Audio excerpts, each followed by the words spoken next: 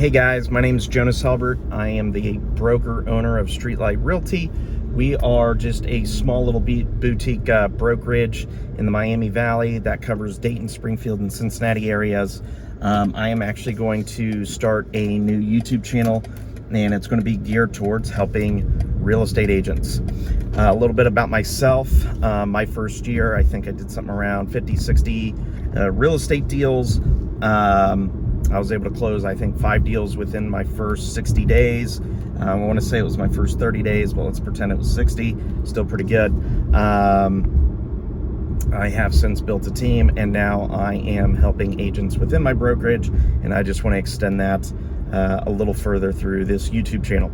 So today, what I actually want to discuss is something that I see a lot on Lab Coat Agents. I see it in the Real Estate Mastermind group, and I might be a part of a couple other real estate groups on Facebook.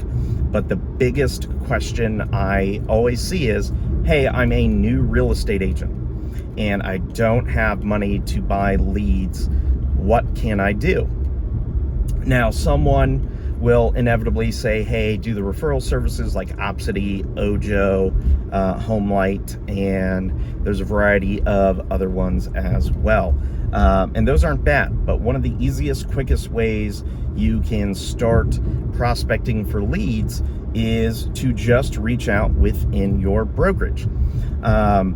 You would want to send an email out or a text or walk into an agent's office, whoever you have in mind, and say, hey, I am looking to do some prospecting. I am short on funds. Do you have a database of leads that maybe you are not currently working? Could I work those for you? I don't care how old the leads are or where they came from. If you've got some leads that I could call, I would be more than happy to do that and send you a referral fee for any prospect that turns into a seller or a buyer. Now, one thing you don't want to do is say you're willing to do all that work and then hand them the deal and get paid a referral fee, okay?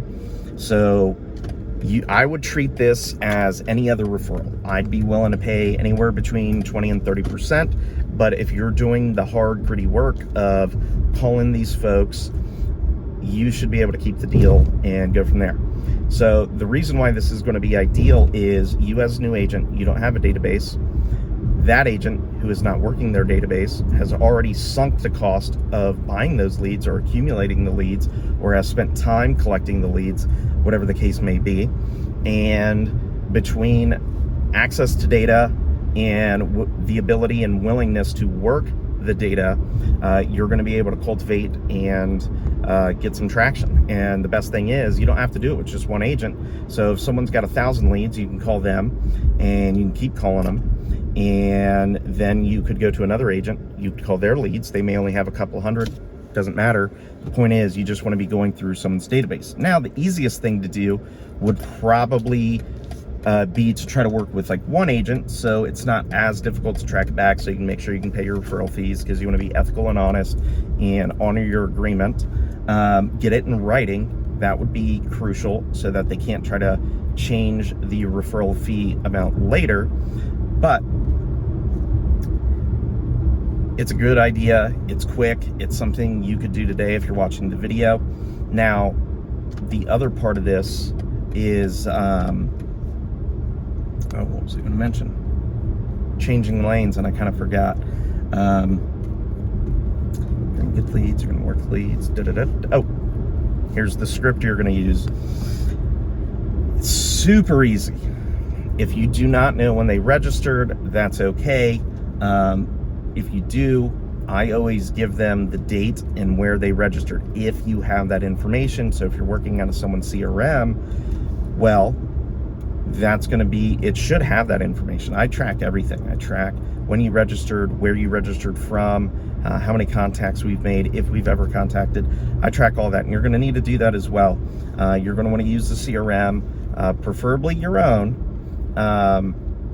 and then that way you can keep track and organize these the way you would need to, and you won't need permission to access another agent's CRM so you can make your calls. Because what if you can't get a hold of them tomorrow and you need to call someone at 3 p.m.? It'd just be a terrible idea. But here's the script that you use. Phone's going to go ring, ring, and then when they answer, you're just going to say, "Hi, so-and-so. This is Jonas with Streetlight Realty. I was just calling to see if you're still looking to buy or sell some real estate this year. You had..." I goof that. I want to start over. So even when I do this, I mess up. It's okay. Don't worry about butterflies. You'll goof. Anyway, ring, ring. They're going to answer, and then you're going to say something like, "Hey, this is Jonas Hulbert with Streetlight Realty. I'm just calling to see if you're looking to try to buy or sell some real estate this year." And then you're going to stop. "I was just looking to see if you're looking, or I was just calling to see if you're trying to buy or sell some real estate this year." Stop. Full stop. Silence. And then they're going to say something like, "No, I bought 3 years ago." Okay. Well, are you a real estate investor, or are you this, or are you that? Ask them, if they're friendly, ask them as many questions as you can so you can put them in your database, update it. Maybe you can do a little bit of research later, find out what kind of property they own, where they own it, and apply a bunch of tags so that as you build the database, you'll eventually be able to go through and say, "Hey, I'm looking for someone who's looking to buy or sell some real estate.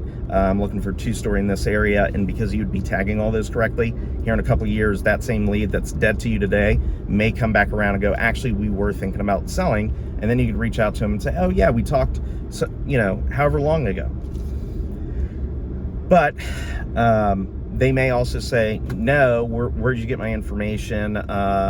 I haven't looked for real estate in a long time." Just go, "Oh, that makes sense. We weren't able to make contact with you a little while back. It actually looks like you registered back in 2019. So it sounds like you've since bought a property."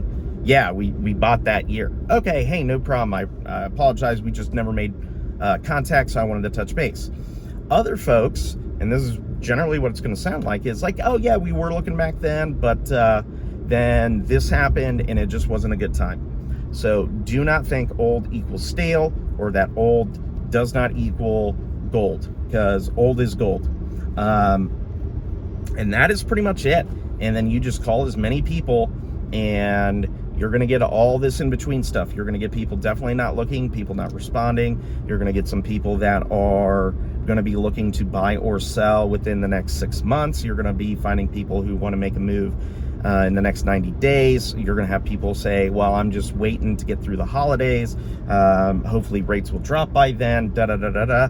And your goal is the short to intermediate folks. You're going to stay in touch with them. The ones that are going to be buying in the next few months, you're going to call them every month, every 2 to 3 weeks. You need to feel that out and kind of get a determination to what's appropriate for the follow-up. And then you're just going to follow up, and that's it. And those follow-up calls aren't going to be that bad. I'll make a separate video for that. But yeah, so if you're new, don't have money, need to find some prospects and people to call, this is your ticket. Good luck. If anybody tries it, I'd love to hear a comment, see if you get anybody from it. Thanks.